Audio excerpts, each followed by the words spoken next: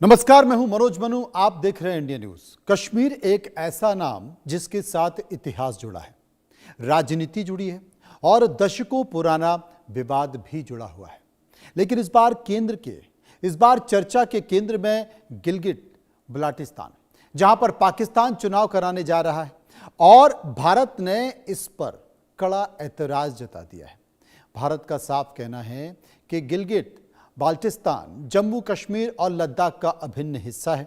ऐसे में पाकिस्तान को वहां किसी भी तरह की राजनीतिक प्रक्रिया चलाने का कोई अधिकार नहीं। दूसरी तरफ पाकिस्तान भारत के दावों को खारिज करते हुए चुनाव कराने पर अड़ा हुआ है। नतीजा एक बार फिर दोनों देशों के बीच बयानबाजी और तनाव बढ़ गया है। लेकिन सवाल सिर्फ चुनाव का नहीं है, सवाल उस जमीन का है जिस पर दोनों देश अपना अपना दावा करते हैं। सवाल उस लकीर का है जिसने कश्मीर को दो हिस्सों में बांट दिया और सवाल उस भविष्य का भी है जिसे लेकर आज भी बहस जारी है।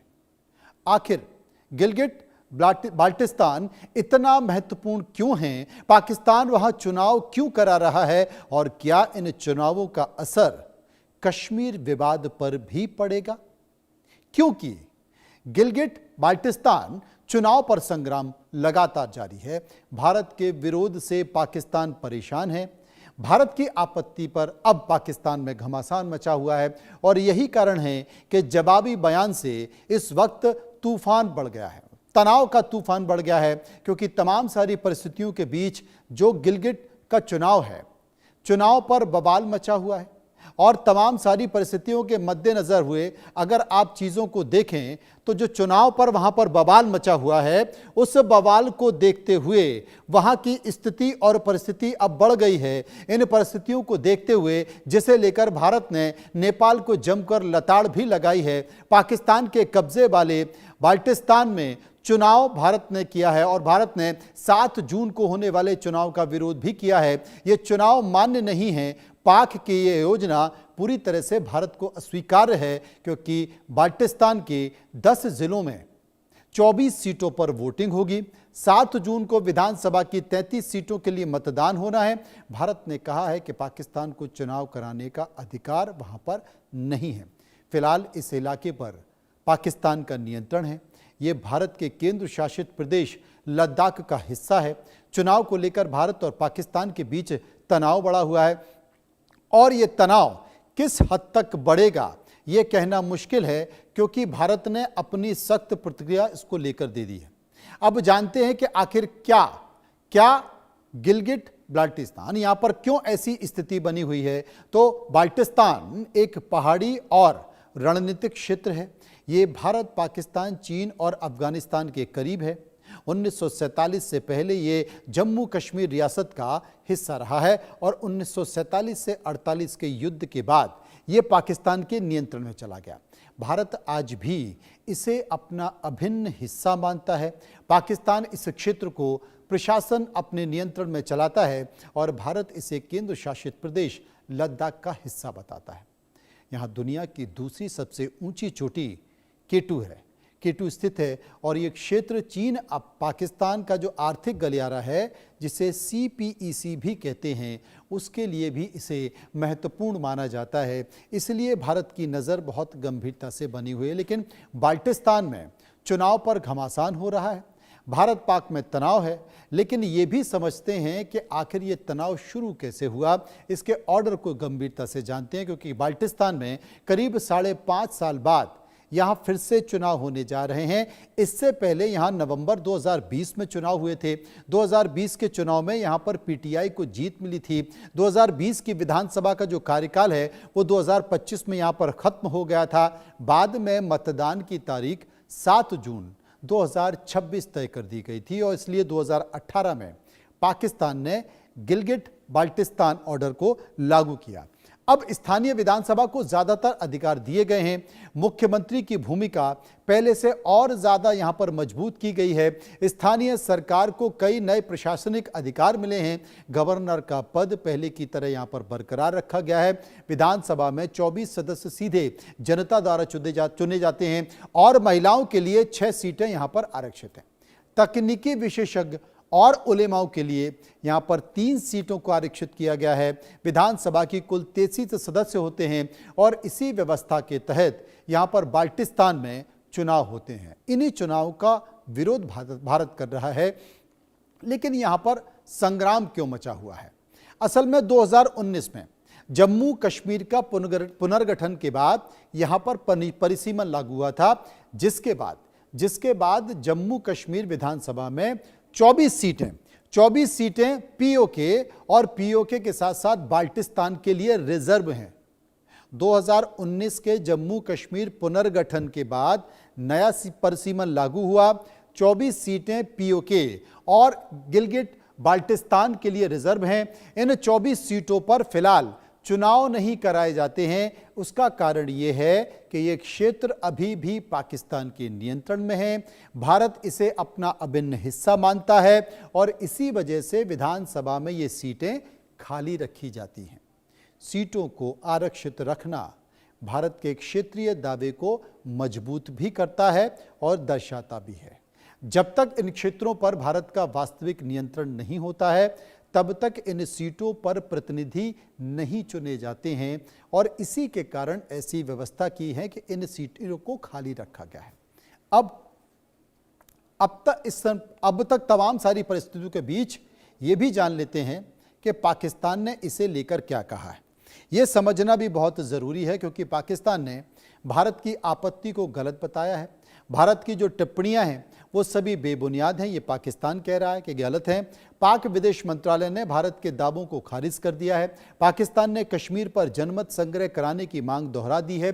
पाकिस्तान ने भारत के कश्मीर में मानवाधिकार उल्लंघन के आरोप भी लगा दिए हैं। आर्टिकल 370 हटाने के फैसले को वापस लेने की मांग पाकिस्तान ने कर दी है और राजनीतिक पार्टियों ने जो चुनाव प्रचार किया है, उन चुनाव प्रचारों में भी इसका इस्तेमाल किया जा रहा है। इन बातों का जिक्र किया जा रहा है। ये सबसे बड़ी प्रमुख बात है।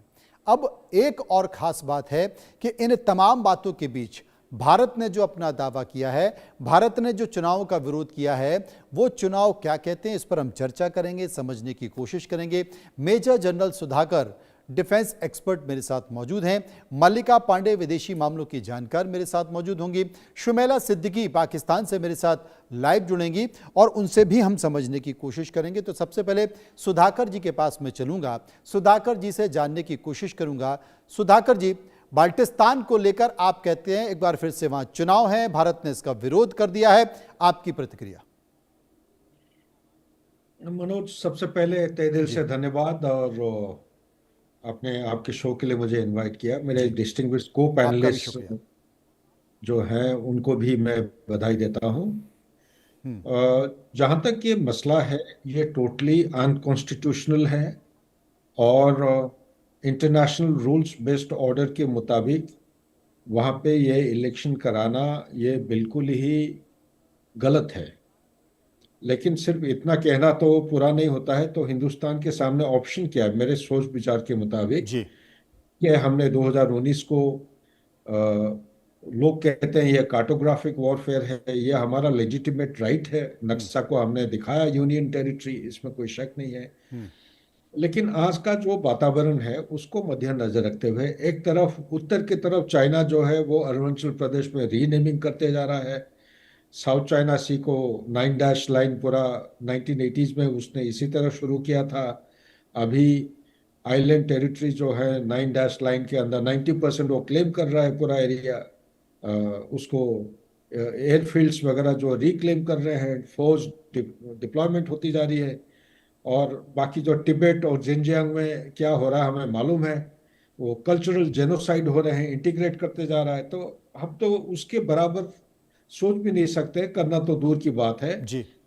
लेकिन ये जो गिलगिट बाल्टिस्तान है इसके बीच में से सीपेक गुजर रहा है। काशगर से लेके जो पुराना काराकोरम हाईवे है उसी के बैक पे ये सीपेक बनाया गया है। काफ़ी हद तक ये तैयार है और 62 बिलियन की जगह अभी रिवाइज्ड रेट चाइना का इन्वेस्टमेंट हो गया है 65 बिलियन। और ग्वादर जो है 40 साल का लीज ले रखे हैं। उनके पाइपलाइंस, उनके थर्मल पावर स्टेशंस, काफ़ी सारे चीज़ें बने हुए हैं। फेज 1 कंप्लीट है काफ़ी हद तक। फेज 2 का शुरुआत शुरू हो गया था कोई कोई जगह, फिर अभी वो जैसे थे स्टैग्नेट हो गया, उनकी प्रोग्रेस नहीं हो रहा है। चाइनीज इंजीनियर्स काफी मारे जा रहे हैं वहां पे, खैबर पख्तूनख्वा के एरिया और जो बलूचिस्तान एरिया में उनका जो चल रहा है जो टेररिस्ट एक्टिविटीज उसके टारगेट बन रहे हैं। तो ऐसा हालत को मद्देनजर रखते हुए भारत के सामने अभी सिर्फ चंद एक ऑप्शंस इमर्ज हो रहे हैं। एक तो है कि कार्टोग्राफिक वॉरफेयर के बाद क्या एक्शन लिया आपने।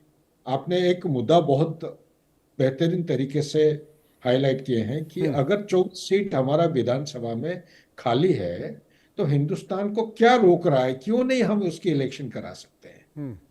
ठीक है नहीं। सो मेरे मन में यही प्रश्न आ रहा है, इलेक्शन करने का तौर तरीके अलग अलग होते हैं, आजकल डिजिटल दुनिया है, तो इसमें हम बहुत कुछ कर सकते हैं। जी। और वहां पे लोगों के बीच में एक एक एस्पिरेशन है, वो श्रीनगर वैली में डेवलपमेंट देखने के बाद और उनके साथ जो पाकिस्तान का जो देश का जो एडमिनिस्ट्रेटिव सुविधाएं दिए जा रहे हैं, बेसिक एम्यूनिटीज नहीं है, फ्रीडम ऑफ स्पीच नहीं है उनका, जो स्कूलिंग फैसिलिटी एग्जिस्ट ही नहीं कर रहा है। तो ये सारे हालत देख के वो तो आके मिलना चाहते हैं हिंदुस्तान के साथ, तो क्यों ना हम वो जो 24 सीट 2019 की रिफॉर्म और रीऑर्गेनाइजेशन के जी, बाद परिसीमन के इस बाद। इलेक्शन का क्यों नहीं किया, नंबर एक। नंबर दो, अगर चलो कोई बात नहीं, एक समय था आपस में तो काफी विवाद चल रहा है, लेकिन एक समय था बॉर्डर खुले रखे जाते थे, हम्म। लोग आना जाना कुछ समय के लिए खुला था, लेकिन वो बंद किया गया क्योंकि वो ट्रस्ट डेफिसिट की वजह से बार बार जब हम पीस टॉक बात करने लगे, हर पीस टॉक के साथ वो लड़ाई का मैदान वो भागने लगे, लड़ाई शुरू कर दिया हिंदुस्तान के खिलाफ। तो ऐसे हालत में हम अगर चाहते हैं कि गिलगित बाल्टिस्तान हिंदुस्तान के साथ जोड़ा जाए, एक कदम हिंदुस्तान ने सही उठाया है, मैप को आपने सही दिखाया है। जी। नंबर दो, एक है हमारा इंडियन मेट्रोलॉजिकल डिपार्टमेंट का वो मॉर्निंग और इवनिंग का बुलेटिन होता है, हम्म। वो बुलेटिन के दौरान ये गिलगित बाल्टिस्तान को शामिल किया गया है। हम्म। नंबर तीन, इसका डिजास्टर मैनेजमेंट और जो नॉन काइनेटिक एक्टिविटीज हैं उसको कैसे डेवलप किया जा सकता है, उसका सिस्मिक जोन को सर्वे करना। क्योंकि मैं खुद ही रहा हूं उधर, कमांड किया हूं, ये जो सिविल के महकमे आके काफी कुछ हरकत करते हैं, वो बोलते नहीं है, उनको सीधा मिनिस्ट्री ऑफ होम अफेयर से वो सारे काफी कुछ सर्वे और डाटा कलेक्शन किया गया है। लेकिन ये सब होने के बाद कहां तक वेट करेंगे, या पाकिस्तान को अगर ऐसा मौका देते रहेंगे, पाकिस्तान अकेला नहीं है, चाइना भी चाहता है कि ऐसा वो एक्शन करे क्योंकि ताकि वो सी पे। स्ट्रेटेजिक लोकेशन है और चाइना भी नहीं चाहेगा कि वो उसके हाथ से चली जाए, पाकिस्तान अपना दावा छोड़ दे। पाकिस्तान की राय भी इस पर ले लेते हैं। सुमेला सिद्दीकी इस वक्त मेरे साथ मौजूद हैं। सुमेला जी, आपने सुधाकर जी को सुना, पाकिस्तान की क्या प्रतिक्रिया, आपकी क्या राय? देखिए, गिलगित बल्तिस्तान जो इलाका है वो आज़ाद इलाका है और पार्टीशन के बाद उन्होंने पाकिस्तान के साथ इल्हाक किया, जिसके ऊपर भारत का कोई एतराज बनता नहीं है। वहाँ का बच्चा बच्चा पाकिस्तान के साथ मोहब्बत करता है ना, तो वहाँ पे जो भी K2 के लिए जाते हैं या गिलगित बल्तिस्तान को सफर के लिए, सयाहत के लिए जाते हैं, उनको कोई एनओसी की जरूरत नहीं होती। जैसे आपके यहाँ जो मकबूजा कश्मीर है, वहाँ पे आप मुसल्लत हैं, काबिज हैं, वहां पे लोगों को जाने के लिए टूरिस्ट को एक एनओसी चाहिए, प्रॉपर एक सिस्टम होता है। यहाँ पे ऐसा कुछ भी नहीं है। यहाँ पे पूरी दुनिया से सयाह आते हैं, वहां जा सकते हैं, वहां के इलेक्शन के लिए वो खुद मुख्तार हैं और हर बंदा इंडिविजुअल अपनी राय रखता है और वो पाकिस्तान से मोहब्बत करता है। और पाकिस्तान ने भी उनको पूरी वो, जहां तक स्कूलिंग सिस्टम की बात इन्होंने की, गिलगित का मेरे ख्याल से अगर मैं कहूँ तो गिलगित, हुंजा, इन सारे एरियाज का स्कूल सिस्टम, जब मैं खुद वहां पे गई तो मुझे अंदाजा हुआ कि इस्लामाबाद कैपिटल है, मगर मुझे वहां पे तालीम का रुझान, तालीम और उनका जो मेयार था वो बहुत बेहतर नजर आया, बहुत बेहतर नजर आया। मैं बड़ी सरप्राइज्ड हूँ कि अभी तक भारत किस चक्कर में लगा हुआ है कि शायद ये भी हथिया लें, वो भी हथिया लें, अपनी मर्जी से लकीर कागज पे खींच के वो कहते हैं कि जी ये हिस्सा भी हमारा है, और अपनी एक राय मुसलत करते हैं कि जी केपी के लोग जो है वो अफगानिस्तान के साथ मिलना चाहते हैं, जबकि ऐसा बिल्कुल नहीं है। हमारी तो फौज में ज्यादातर है ही केपी के लोग हैं, जो पिशावर से और सारे एरिया से हैं। इसी तरह गिलगित के बारे में, गिलगित के लोग पाकिस्तान से मोहब्बत करते हैं और पाकिस्तान के साथ ही इलाक करके रह रहे हैं और उनको कोई ऐसा नहीं है कि किसी और मुल्क के साथ शामिल होना है। मेरे साथ यहाँ पर मल्लिका पांडे जी मौजूद हैं, विदेशी मामलों की जानकार हैं। मल्लिका जी, जैसे साफ तौर पर शुमेला जी ने कहा कि भाई आपके पास कश्मीर है, आप वहाँ पर इलेक्शन कराते हैं, वहाँ पर चुनाव होता है। मुझे लगता है शायद एक गलतफहमी या एक गलती उनसे होगी। उन्होंने कहा कि जम्मू कश्मीर में जाने के लिए आपको स्पेशल परमिशन की ज़रूरत होती, तो किसी को